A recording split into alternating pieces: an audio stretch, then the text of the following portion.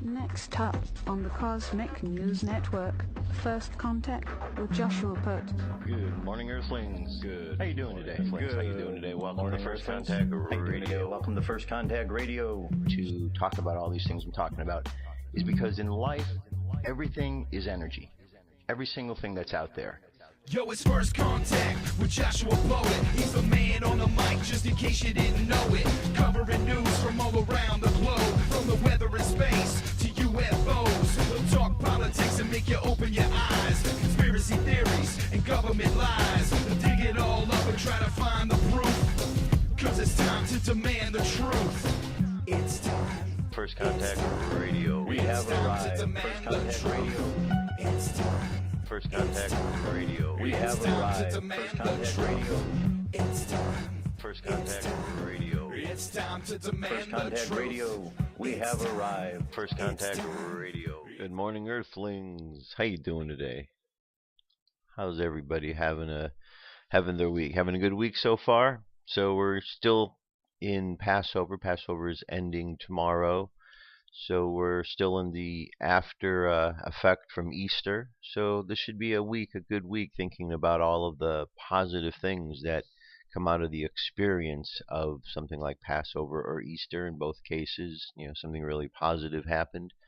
So hope your week is going well in that regard. So let's see what we're dealing with today. Today is the 10th of April. It is the year 2015. Nothing has changed since last time I've been here. We have a sun sign, Aries. Aries is the emperor. Aries, he who sets in order. The Hebrew letter is He, which means window. You look out a window to see what's going on. So the emperor observes. The emperor looks out the window, observes what's going on. So you have a process. You have the Fool. First one is the superconscious energy, brings that energy into the world. The magician, one, focuses that energy. He focuses that energy into the subconscious field, the virginal subconscious field, the high priestess. That energy is then imprinted upon that field of energy. It gives birth through the process of imagination into some sort of creation, whatever it was in the idea that first stamped that idea out.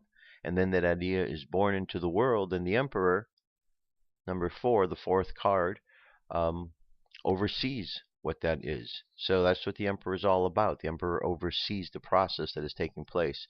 So we organize, we put things in order. He who sets in order is a phrase that goes with this. The color red is action. We know about the emperor, or Aries.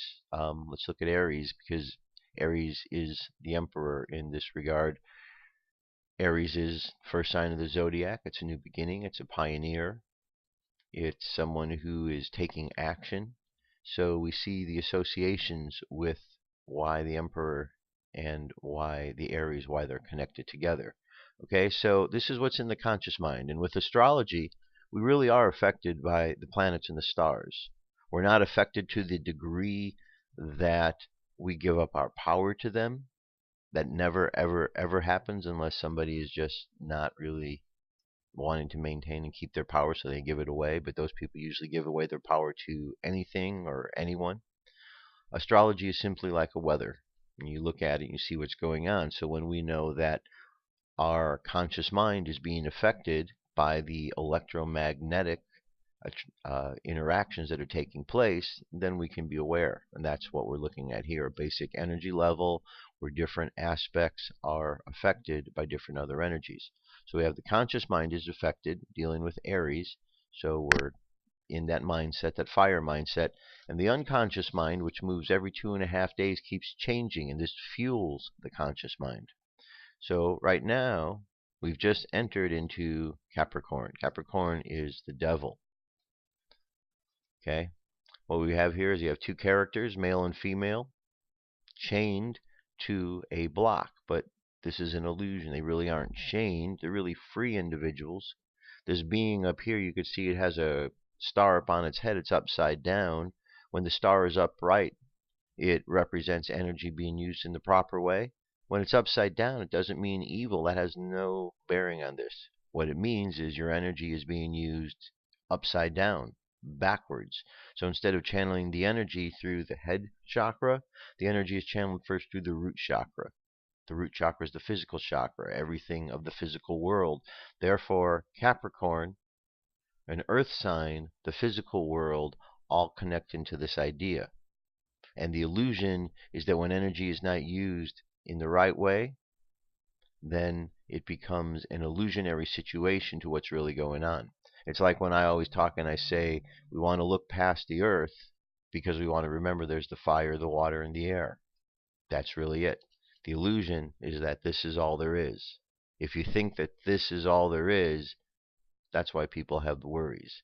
When you realize that this isn't all there is, this is just one character, one energy, that there's the fire, the water, and the air, which supersedes this, which when we work with those energies can affect this. That's the whole idea. So you get it? All right. I learn more about this every day myself, and I just kind of pass along some of the new things. It's a continual process. That's what's amazing about all of this learning. So we could see that this transition into our unconscious mind, Capricorn, just happened not too long ago, about 15, 20 minutes, almost 20 minutes, 18 minutes now. Later this evening, there's an aspect here between Capricorn and Mars. So Mars, we know, is a fire sign. So there's going to be fire against what's going on with this illusionary world. But there's a trine, means there's a good positive energy. So an opportunity to fuel some ideas of the physical world. You know, one of the things that comes up in a lot of spiritual and esoteric philosophy is the body. What do we do with the body? Do we deny the body? Are we supposed to just throw it off because all that matters is the spiritual? Or are we supposed to honor the body? But if we honor the body too much, then we're getting too caught up in it. And if we ignore it, then we're ignoring it. But it seems that we're here in a body. And if the great creator didn't want us to be in a body, we wouldn't be here in a body. There would be no need for us, because that creative spirit could do whatever it is that we were put here to do. So if the creative spirit could do that without us, wouldn't need us. We're here. That means we're wanted. There's a reason. There's a purpose. And here in this physical body, there's a purpose for this. You know, I like to look at everything now with an understanding of three, like the tree of life. You got the middle pillar, then you got the two extremes. And in life, we can look at every situation like this, and we can move through life. So as we deal with the physical world, we can go to the one extreme, we can go to another extreme, or we can be balanced and understand that this physical body is a vehicle for spirit. It's allowing us to walk around on this earth with this spirit inside of us, carrying this spirit with us wherever we go, walking in a world of spirit. So the body's important. We just, like everything else, want to understand how it all fits in. So anyway, just wanted to bring that to mind, because as we get into this aspect of the day, and especially later once Mars comes into the mix, Mars is fueling that physical world, that earthly world. That's a good thing. We all want to have careers. Careers is in the realm of the physical world. So we all want to have careers. We want to have success in this world. That's part of the process of learning while we're here, how to manifest things into the world. And so with Mars fueling that, that's a nice, good, positive thing. It helps us along with what it is we're trying to accomplish in life. And then later tonight, close to midnight, 11:37 p.m., Neptune jumps into the mix, and Neptune says we need to take a nice, different perspective. You know, it's a nice, positive vibe with the sextile, but we want to take a new perspective. A new perspective on things, because once you have Capricorn in the mix, if there's an illusion that's there, we want to look through it. So we take our perspective to make sure we're seeing things clearly. And then over the course of the weekend, Capricorn's going to be there all day tomorrow, Saturday, Sunday. Aquarius is going to move into the mix, and when we come back on Monday, it will be moon sign Aquarius. We have our wheel here, so you can look a little bit more detailed what's going on. Jewish calendar, 21 Nisan is the name of today. It's Omer day 6. Tonight, day count 7.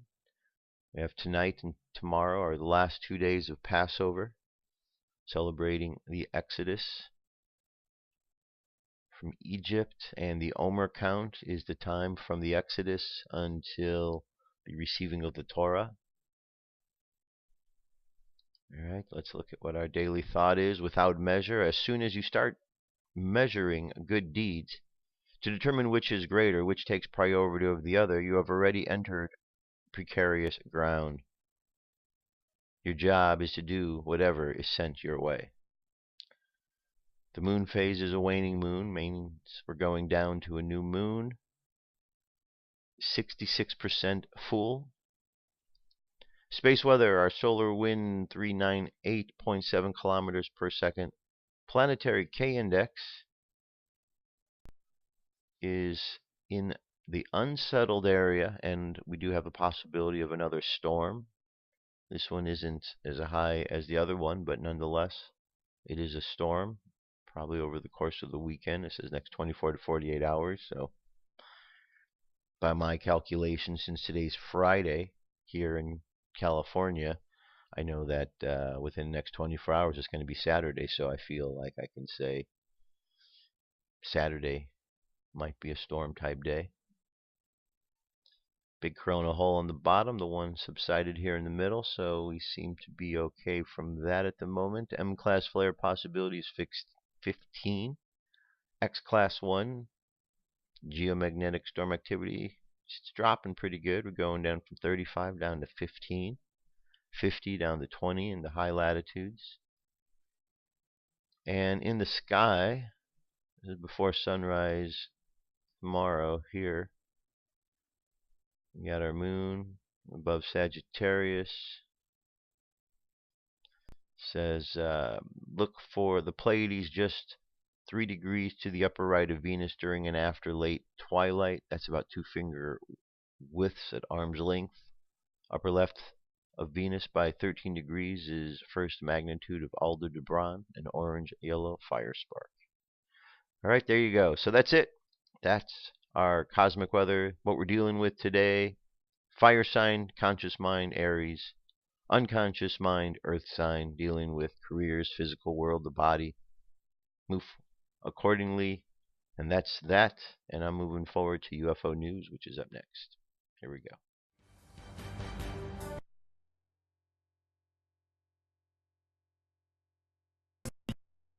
O News with Joshua Poet. Wow. It was like we had a hiccup or something there. It just kind of kept repeating over and over. Okay. So, UFO news. Here we go. First story. Glowing UFO stays over volcano in Mexico for 15 minutes. March 31st. Okay, now, this was sent in the 6th, but event said March 31st. Okay. The images, this is from the webcam. The images were disseminated by Webcams de Mexico Twitter feed with the following remark. Skylert and Webcams de Mexico picked up mysterious light on the evening of March 31st, crossing the firmahole generated by the Popocatépetl volcano, barely 3 minutes after an explosion within the crater of the Colossus, which expelled incandescent fragments. The images were disseminated by Webcams de Mexico Twitter's feed, adding the following via at Mistral support: fire in the Popocatépetl crater, and then a mysterious light across the smoke. Okay. Light covers several meters in apparently horizontal trajectory, only 15 seconds judging by the images. So there's what we're talking about. Quite interesting. Check the live webcams. You never know what you might catch. India, 3rd of April. What we have here. Alright. Nice. Good bright light there. 1 minute, 2 seconds for the video.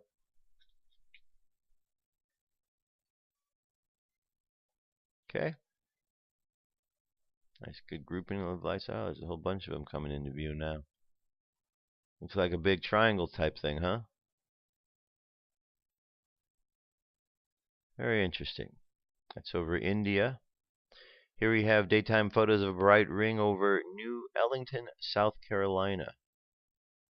Like an angel halo in the sky, huh? These two photos were submitted to MUFON today. They're showing a bright circled object in the sky above New Ellenton in South Carolina. Witness report. I was photographing clouds with my cell phone. In between layers of cloud was what I thought was a star until I went inside and zoomed in. The circle with a hole in the center was not clearly a star. I was in front of my house in New Ellenton, South Carolina in Aiken County. I enjoy photographing the sky, star, moons, and clouds, but I have not seen this before. Okay. So there you go. Nice, good shot. Good image. Long UFO visits the space station. The UFO is very clear compared to most and shows a long white object. Recap 1 of YouTube caught it. We can all see this evidence that the object in the photo is solid. NASA is breaking, as we can see from the announcement yesterday about how they will find alien life in the next 20 years. Let's make it 2, shall we? More frequent than before, UFOs are seen at the ISS, even though NASA tries to limit observational time on individual cameras. The best stuff is deleted from public archives. Check out my Facebook channel. Okay, there you go.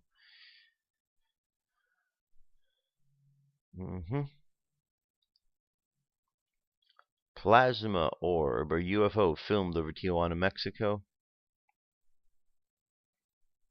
2-minute 44-second video.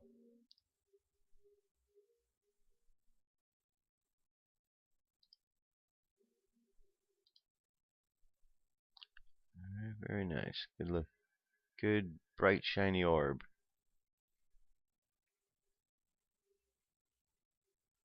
Alright, let's move on. UFO appeared near the sun, which is depicted in glyphs in Egypt. Alright, there's our UFO. We've certainly seen this one. You know what this hieroglyphic is here. It looks like a land speeder, doesn't it? From Star Wars. This UFO was caught by the YouTube user Minohausen74. I followed him for the last few years. His videos are recorded directly from the Soho site and 100% real.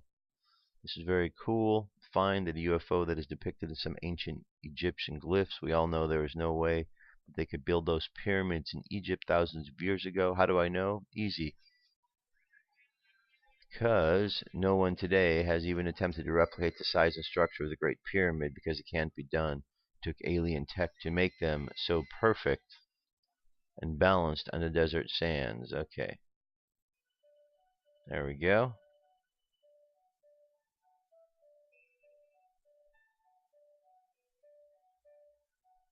There's the object. Does look a lot like it, doesn't it? Yeah, it sure does. There's our object right there. Something with that long thing off of it.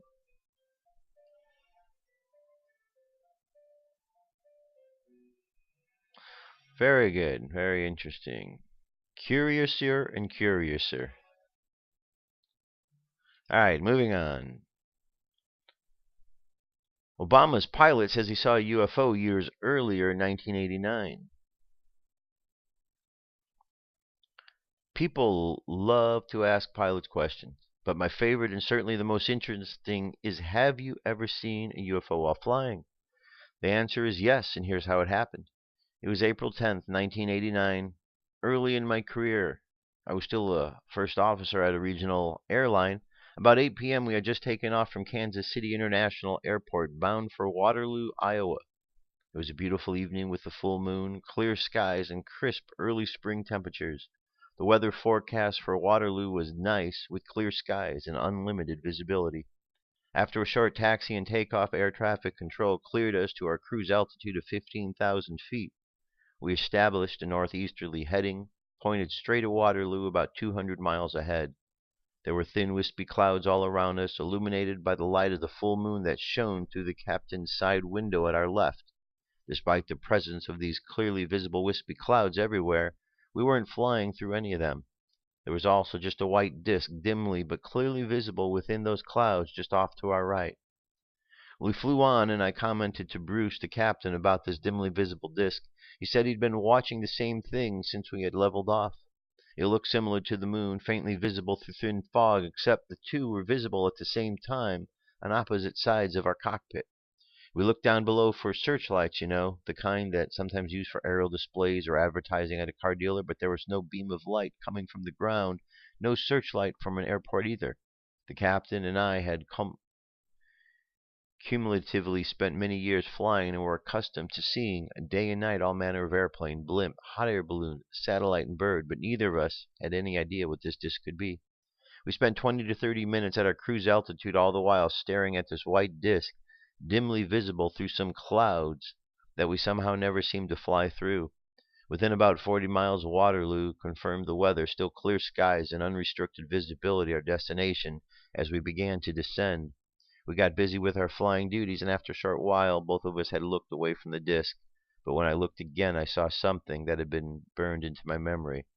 I yelled to Bruce, "Holy shit!" He immediately looked over, and what he was doing above the clouds where the white disk had been was a now giant red ball.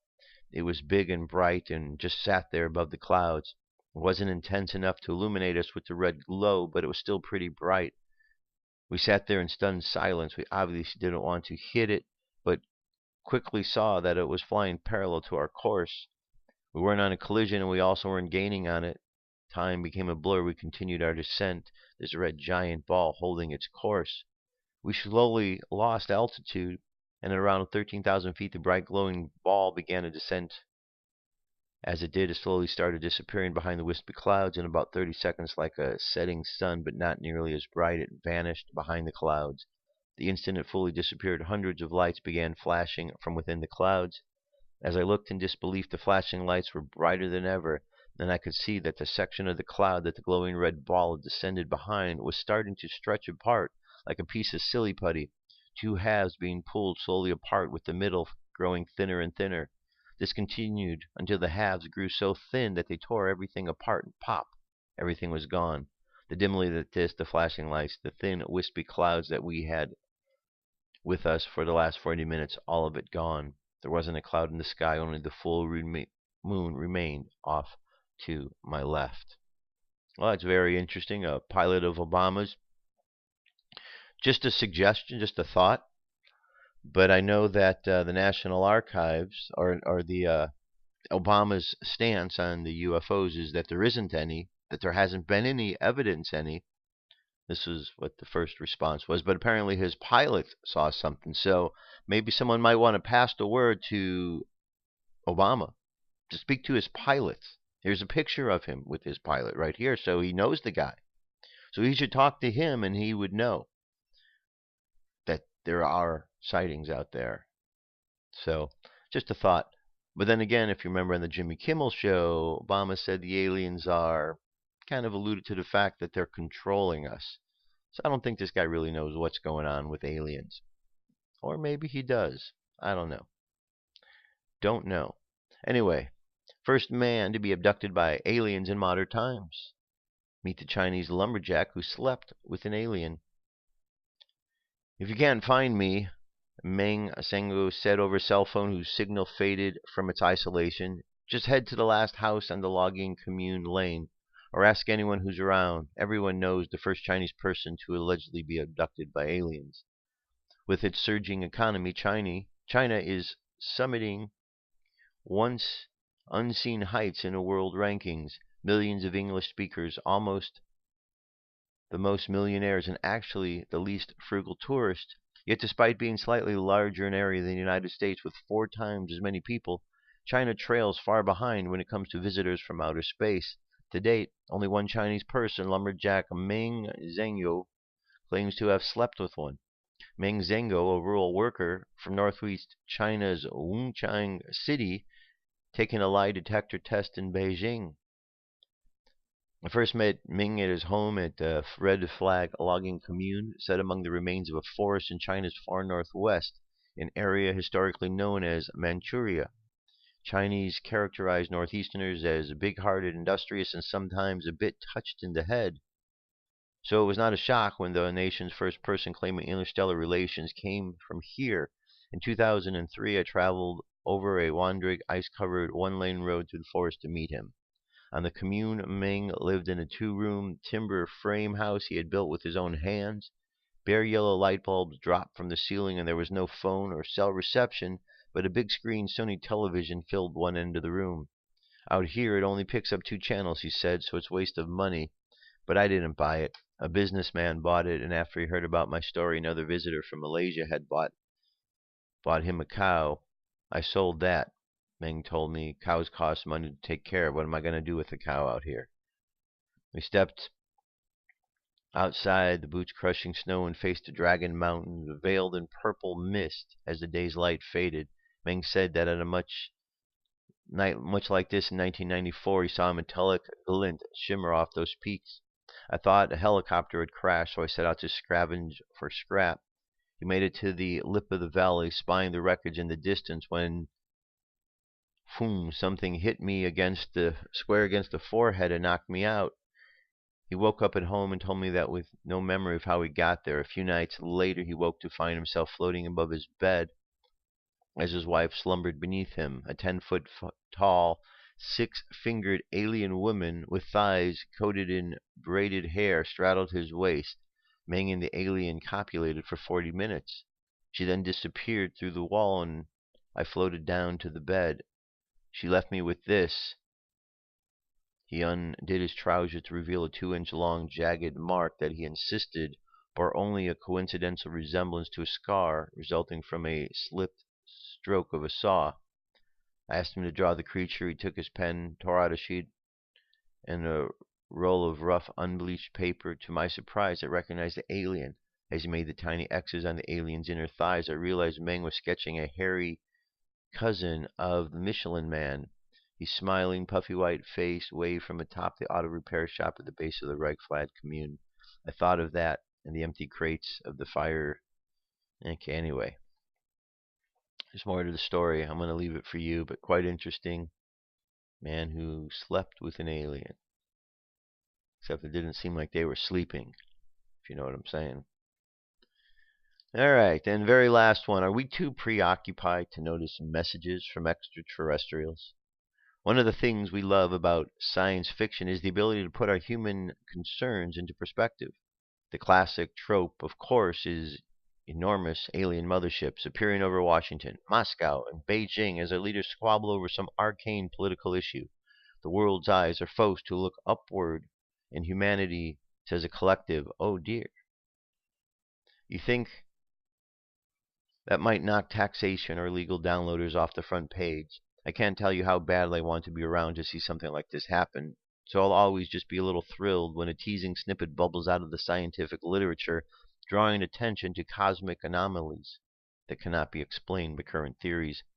Such was the news reported in New Scientist last month. Researchers found a mathematical pattern in blast of radio waves coming from deep space that possibly could be telecommunication from aliens. Telescopes have been picking up so-called fast radio bursts since 2001. They last just a few milliseconds and erupt with about as much energy as the sun releases in a month, reported Sarah Scholes. 10 have been detected so far, most recently in 2014 when the Parker Telescope in New South Wales, Australia, caught a burst in action for the first time. The weird thing about these phenomena is delay between the arrival and the first and the last waves of each burst is always close to a multiple of 187.5. No natural process can explain this, said the New Scientist. As National Geographic observed, it's in the coverage. Maybe the answer to life, the universe, and everything isn't 42. It's 187.5, referencing the Hitchhiker's Guide to the Galaxy. This is how it starts, folks. Some obscure cosmic artifact points us towards intelligent life, and we're invited into a new dimension of awareness, where even the lowliest reality TV renovator can speed read Gödel, Escher, Bach, and understand what Douglas Hofstadter was talking about. Or we all get eaten by acid-spitting lizard gods who, at the very least, find out we are not alone in the universe. Unfortunately, this time around, it looks like the people, the New Scientist, got a little too excited. Australian researcher, Swinburne University PhD student Emily Petroff was the person back in 2014 who witnessed the FRB at the Parkes telescope and admits to be a little frustrated by the study that set the current iteration of aliens or coming news stories in motion. All right, there's more to the article. You get the idea where it's going. Good question, though. Are we too preoccupied? To some degree, yes, we are. We are very much preoccupied about what's going on with life, that if something really did occur, are we going to see it? I mean, that's really what this is talking about, you know. I still don't understand in this day and age, and I'm sure you don't either, how there are people who still rely upon the government to tell them what's going on in the world. I mean, that's kind of ludicrous that people actually do that, but they still do in this day and age. So anyway, if you're waiting for the government to give you an answer, well, might not ever come. All right, I'll be right back. Stay tuned. Come into our circle, Great Spirit. Fill our souls with peace.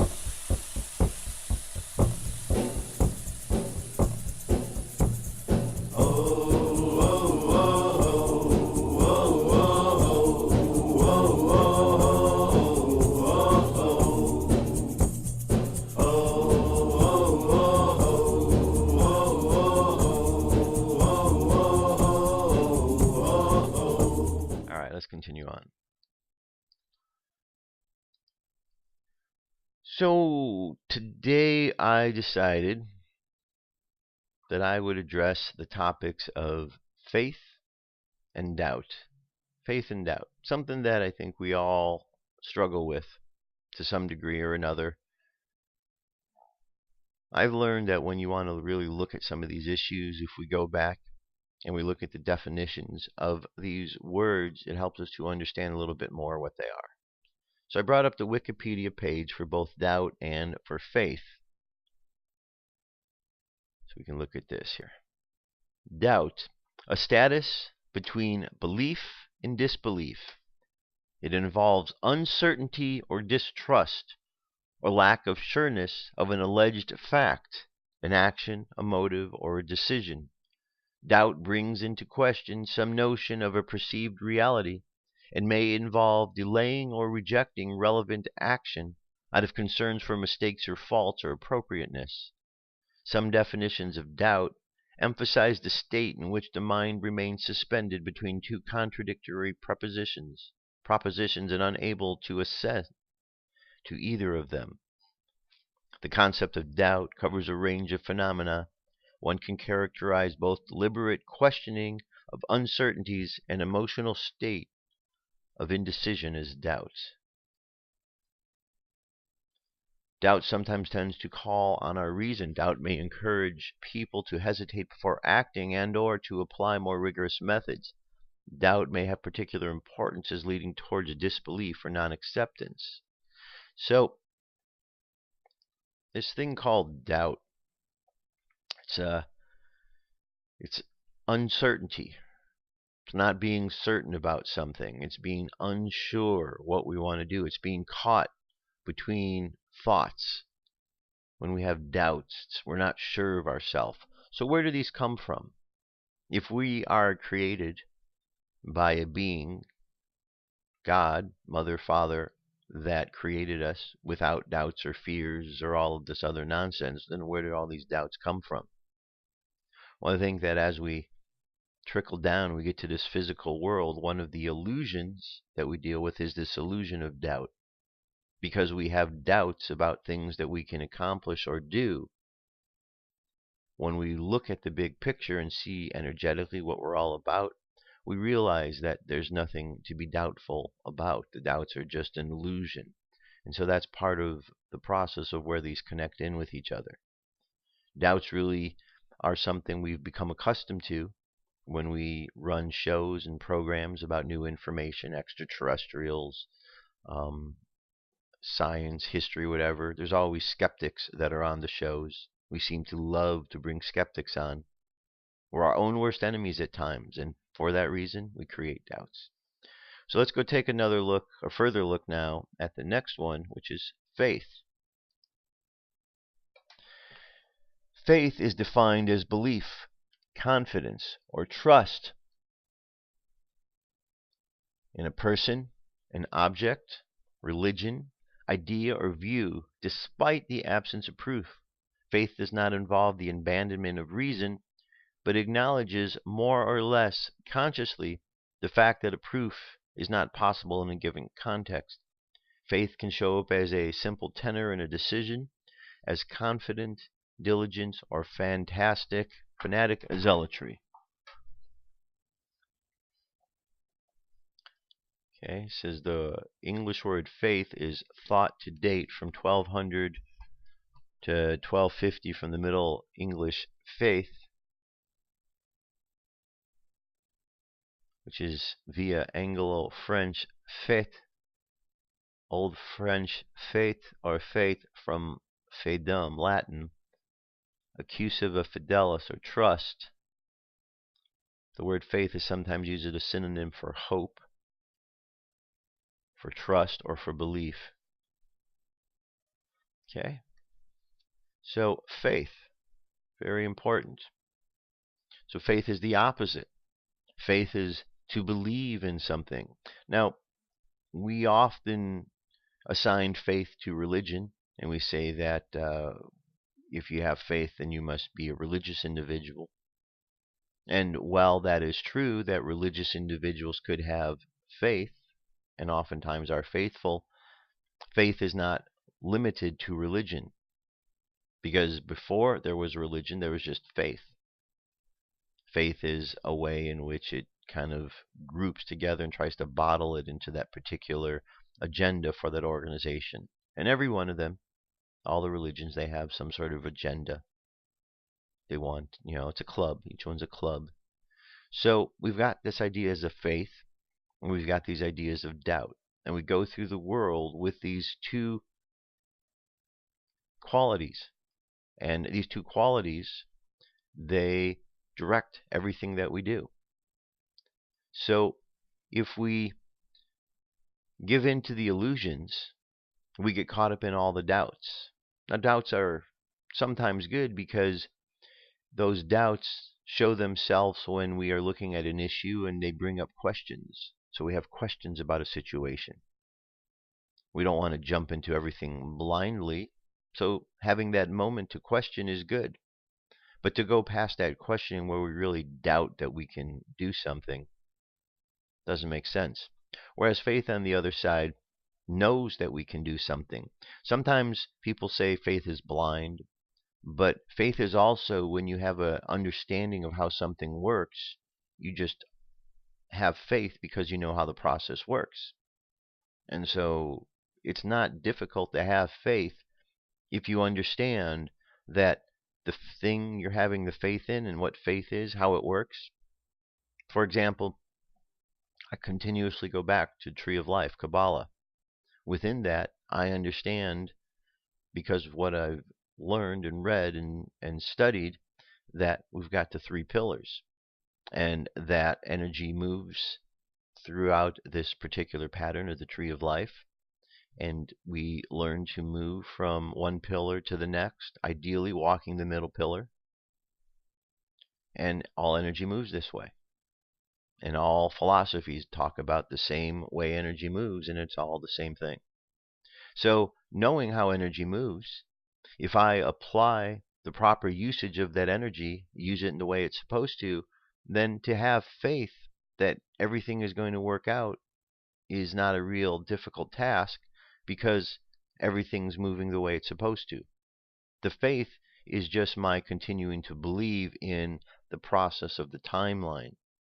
From the time that I determine I want to do something to the time when I actually get there, that's where the faith comes in. Because if we could have things instantaneously, we would have no problem, believing in that. It's just when we say we want to do something today, and a year later, we're still developing that because it takes time. Sometimes we lose faith. We lose track of where we're going. We get distracted. And so doubts creep in along the way. It's like when we were talking about the manifestations. The universe gives us everything we want. If we ask and we have faith, the universe will give to us. That faith will be rewarded for that faith. But if we have doubts and fears, the universe will give us the doubts and fears, and these doubts and fears may creep in and then delay the process of receiving that which it is we're trying to receive. So it's very important that we look at doubt and faith to be able to deal with them accordingly. I brought up a couple of pages here, quotations about faith.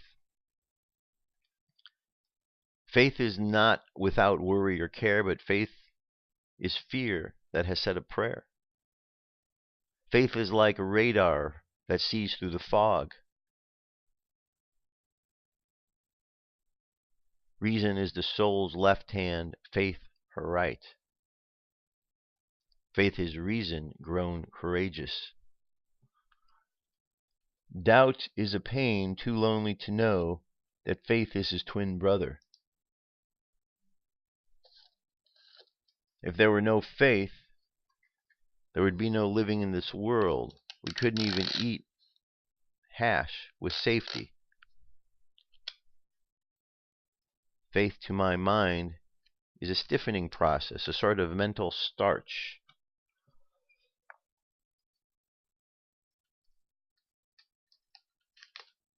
Faith is spiritualized imagination.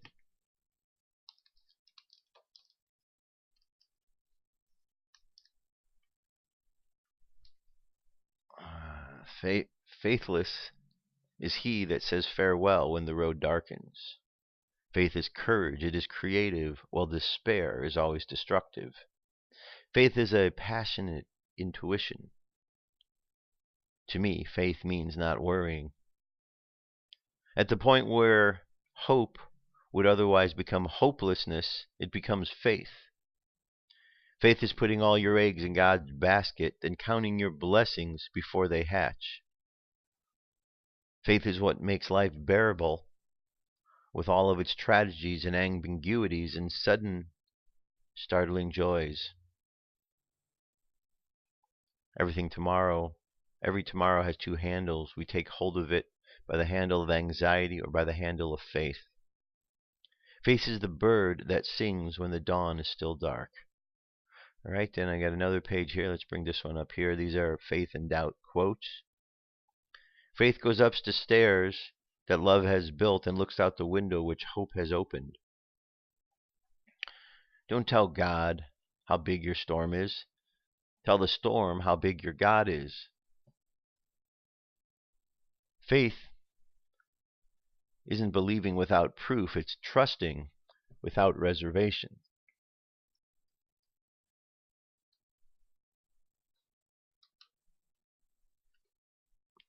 Have faith, for assuredly I say to you that whoever says to the mountain, be removed and cast into the sea, and does not doubt in his heart, but believes that those things that he says will be done, he will have whatever he says.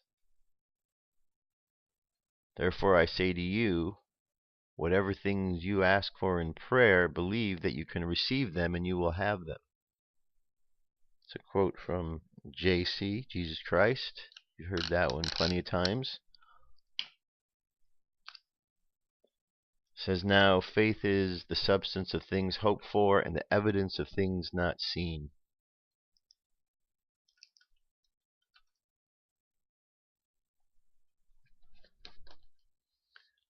You can only apprehend the infinite by a faculty that is superior to reason. By all means, rid yourself of an impoverished faith. In faith, there is enough light for those who want to believe and enough shadows to blind those who don't. Faith comes only when the outward fact penetrates to the inner heart of man and takes possession of him there. And this is the work of the Spirit. Faith, like sight, is nothing apart from God. You might as well shut your eyes and look inside and see whether you have sight as to look inside and discover whether you have faith. When you are deluded and full of doubt, even 1,000 books of Scripture are not enough. When you have realized understanding and even one word is too much. For those with faith, no explanation is necessary. For those without, no explanation is possible. Faith is not belief without proof, but trust with reservations. Faith is different from proof. The latter is human, the former is a gift from God. Seeing to know is only too often learning to doubt. Faith which does not doubt is dead faith. All right, so that was a number of good ones. You can see there's a lot more. The link is available, so you can check it out. And that is about faith. So faith, hope, two important qualities. Very important that we understand what they are, how they work together, so we can move through life more effectively. All right, here's an article. Kind of ties into this. It's called How to Discover Your Life Purpose in 20 Minutes. Fits in with the goal setting, positive thinking. We're all looking for our life purpose, and I certainly, question my purpose many times, and I've written over the years refinements and what it is I'm doing and so on and so forth, because we need to kind of stay focused. There's a lot going on in the world, and if we don't focus our energies, and I'm sure you've done the same. I'm sure you've done exactly the same. So you know what I'm talking about. But here's a really good article. How to Discover Your Life Purpose in About 20 Minutes by Steve Pavlina. How do you discover your real purpose in life? I'm not talking about your job, your daily responsibilities, or even your long-term goals. I mean the real reason why you're here at all. The very real. You exist. The very reason you exist. Perhaps you are a rather nihilistic person who doesn't believe you have purpose and that life has no meaning. Doesn't matter. Not believing that you have a purpose won't prevent you from discovering it, just as a lack of belief in gravity won't prevent you from tripping. All that lack in belief will do is make it take longer. So if you're one of those people, just change the number 20 in the title of the blog entry to 40 or 60 if you're really stubborn. Most likely, though, if you don't believe you have a purpose, then you probably just won't believe what I'm saying anyway. But even so, what's the risk of investing an hour, just in case? So here's the story about Bruce Lee, which sets the stage for this little exercise. A master martial artist asked Bruce to teach him everything Bruce knew about martial arts. Bruce held up 2 cups, both filled with liquid. The first cup, said Bruce, represents all of your knowledge about martial arts. The second cup represents all of my knowledge about martial arts. If you want to fill your cup with my knowledge, you must first empty your cup of your knowledge. If you want to discover your true purpose in life, you must first empty your mind of all the false purposes you have been taught, including the idea that you have no purpose at all. So how do you discover your purpose in life? Well, there are many ways to do this, some of them fairly involved. Here is one of the simplest that anyone can do. The more open you are to this process, the more open you are to expect it to work, the faster it will work for you. But not being open to it or having doubts about it or thinking about it is entirely idiotic and meaningless waste of time. Won't prevent it from working as long as you stick with it. Again, it just takes longer to converge. So here's what you do. Take out a blank piece of paper, open up the word processor, either one of them. 2, write at the top, what is my truth, purpose in life? 3, write an answer. Any answer that pops in your head and doesn't have to be complete. 4, repeat 3 until that answer makes you cry. This is your purpose. That's it. Doesn't matter if you're a counselor or an engineer or a bodybuilder. To some people, this exercise will make perfect sense. To others, it will seem utterly stupid. Usually takes 15 to 20 minutes to clear your head of all the clutter and the social conditioning about what you think your purpose of life is. The false answers will come from your mind and your memories, but when your true answer finally arrives, it feels like it's coming from a different source entirely. Okay? And it says down here at the end of the article, if discovering your purpose is the easy part, the hard part is keeping up with it on a daily basis and working on yourself to the point where you become that purpose. If you're inclined to ask, well, why this little process works, just put that question aside until you've successfully completed it.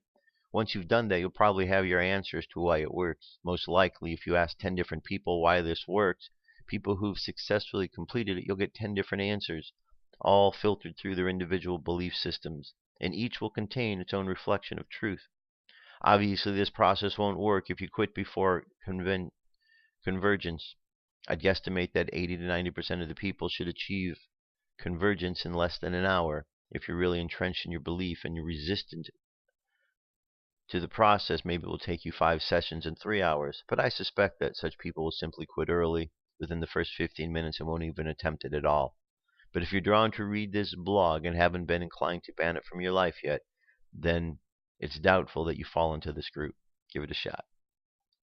Alright, so there you go. So check it out. See what your life purpose is. You know, even if you know what your life purpose is, it never hurts to go and write it down, because you might find some more information, a little bit more insight on what it is you're doing. Especially, you know, we get into this Groundhog's Day routine. Day in, day out, we do the same thing. And sometimes we may know the path that we're on, but we need that extra little bit of information, new information, to keep us going along the way.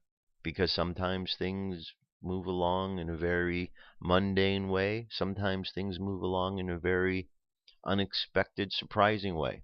And so part of the process for us is just keeping on throughout these times and just maintaining our faith. You know, doubts are going to try to creep in. We live in a world that's filled with doubts. So we just need to shield ourselves from that the best we can. And the best way to shield ourselves is just strengthen your faith. Then doubts can't bother you. Alright, here's today's message. Channeled message comes to us from Lady Master Kuan Yin. There we go. Lady Master Kuan Yin, you are well on your way to greater peace and harmony in the world. Channeled by Franz Zapata, April 9, 2015. Hello dearest ones. I am Xuan Yin. Today I come through to speak of the purification process you have all been going through, bringing more love, harmony, and peace to the world. This purification process has many levels and nuances. It is, first of all, comprised of the clearing and cleansing you have all been going through, and made more possible with the love energy you have anchored and solidified within your very being and thus the world. It is also an outpouring and culmination of the levels you have all raised yourselves up to in your climb up the ladder of ascension. It is a coming home to the essence of what you have always been, the clearing away of all impediments to that glowing essence which is at the core of your being and is your birthright. Coming around to your true divine self once again. I have said that this purification process has many levels. But also, it may present at times in ways you may interpret it as negativity. For it is in the process of observing and clearing the negativity that purification abounds. And a necessary step in the process. And thus, it is much easier to grasp and incorporate and integrate the divine aspect of purity in a more sustaining level. For you all are coming through this process of purification and anchoring many divine aspects more easily and permanently, love, harmony, peace, freedom, and more. For in your graduating to a deeper and higher level of refinement of your light bodies and crystalline structures, you abide and reside in this beautiful web of purification, that lifts you higher and lifts humanity higher in a beautiful process of transformation and revelation of your true nature. My dear ones, you are to be commended for navigating this difficult process of purification in the midst of many obstacles and illusions that vie for your attention. You are keeping your intent high and reaching for the stars, so to speak, and delivering to the world a beautiful foundation for peace, harmony, and love-filled experiences and sustainment. I enfold you now in my arms of love, peace, and harmony, and beseech you to know and trust that you have elevated yourselves a great deal in the recent downloads and engulfment of high-intensity energy and codes. You have fared very well, and many of you are still assimilating this process. And will continue to do so, with more ease and grace and precision, as you continue to allow yourselves to lift and view the world from a different, higher perspective. It is indeed a beautiful culmination of spirit and processes that leads you ever further on your path of ascension. We see a much more solid and permanent establishment of higher frequency energies sustaining humanity and Earth, and we have you light bearers and light workers to thank for this. For in your difficult processes you have given the world a gift. A beautiful gift of love and love-based activity and interactions that serves to preserve Earth and her inhabitants onto the path of greatness. Greatness in divine communion with Creator. Please see yourselves as the emissaries and magicians that you are. No other group of humans could accomplish what you have, in that you have joined and implemented all your unique gifts and not given up, and in concert with others, you have achieved greatness. You are well on your way to greater peace and harmony in the world. Even if at times it seems contrary to that fact, please know that it is not always apparent what strides you have all made. But this I tell you so you settle more into yourselves with more confidence, and continue what you are doing to lift yourselves and others in this beautiful process of ascension and building of new earth. Thank you from my deepest heart for all you are and do. Namaste. I am Lady Chuan Yin. Alright, very nice message from Lady Kuan Yin. So let's look at our message today. This is page 59 of The Warrior of the Light, and then we'll go into our meditation for today. Today's message is: the warrior knows that no man is an island. He cannot fight alone. Whatever his plan, he depends on other people. He needs to discuss his strategy, to ask for help, and in moments of relaxation to have someone with whom he can sit by the fire, someone he can regale with the tales of battle. But he does not allow people to confuse this camaraderie with insecurity. He is transparent in all his actions and secretive in his plans. A warrior of the light dances with his companions, but does not place responsibilities for his actions on anyone else. Go ahead and close your eyes. Take a deep breath. And exhale. Take another deep breath. And exhale again. And another deep breath. And exhale. Imagine walking down the path. And you walk up to a fork in the road. And one side the path says doubt, and the other side the path says faith. And so you look at these two and you think about what faith and doubt is, and you decide to walk the path of faith. And you do, and you feel good. And you know that you chose right, proper. And you look across and you see those who have chosen the path of doubt, and you wonder why they would have chosen that. And you see the looks upon their faces of uncertainty, fear. And you feel compassion for them, for you know that they must be stuck in some place, which is why they chose to go the path of doubt.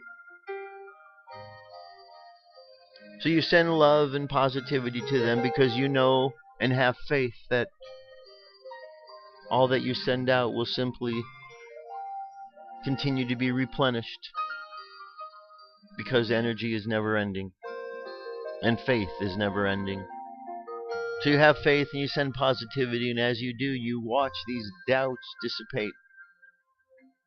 And you see that this energy, this assistance, has given others strength to be able to move past their problems, past their fears, past their doubts.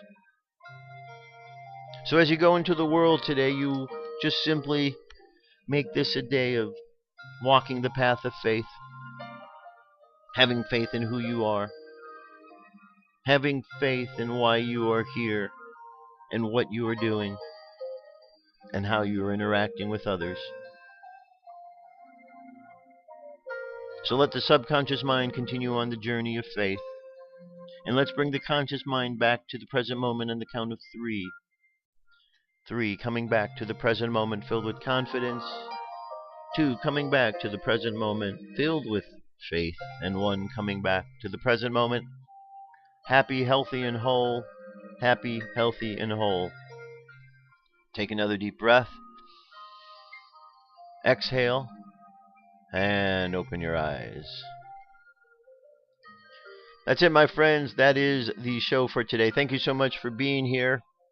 It was a short week of shows, but nonetheless, we did what we needed to do. I'll be back on Monday. We'll continue on next week at some interviews that I've been working on putting together, and should have those ready to go next week. So stay tuned for that. Have a great weekend. Enjoy the end of Passover if you are celebrating as such. Keep loving yourselves. I love you. Talk to you soon. Peace. I'm out of here.